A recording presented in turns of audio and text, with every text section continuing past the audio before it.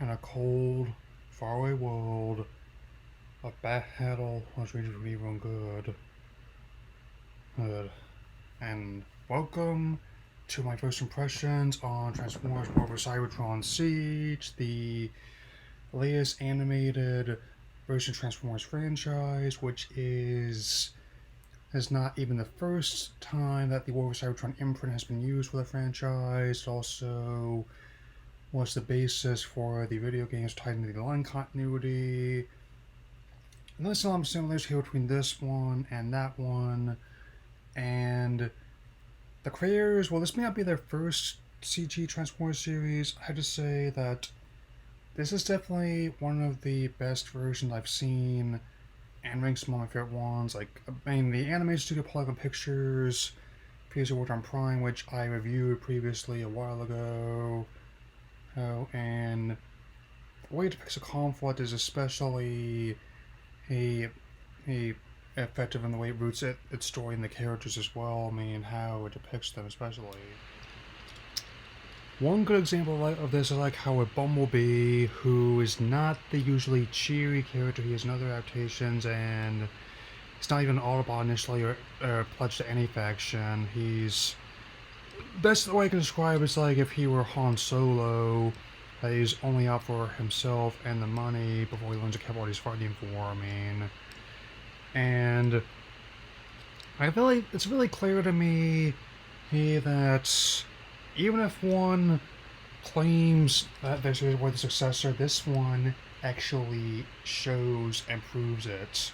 I mean, it definitely it really shows how the world of Cybertron is depicted and how the conflict takes its toll on everyone, and also shows that how both sidesism is really no sidesism.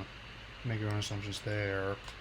And the voice cast they chose is also quite good. I mean, the voice actor they got for Optimus this time around is one of the newer actors to portray the character, and the backgrounds they have, like, they also have extensive works in other animated TV series, these video games, and some of them.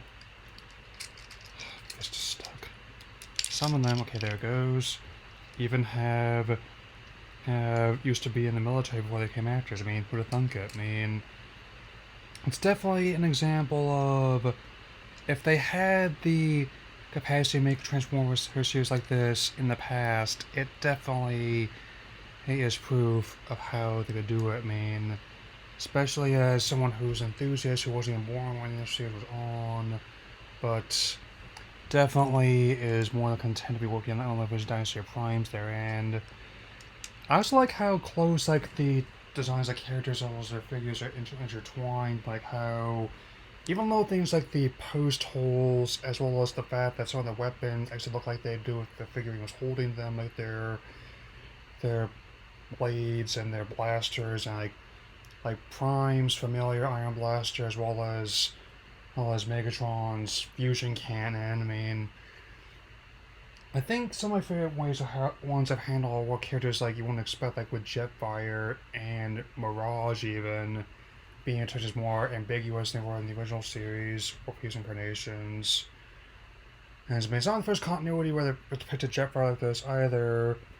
I'm also glad that it also means we finally have like an accurate version of his figure, or that's also not prohibitively expensive or a walking loss that owns him across either. I've seen at least half of the series so far. There are 6 episodes of this for the Siege version, which form one storyline. The next chapters, whose Earthrise and Kingdom, will be coming in the near future.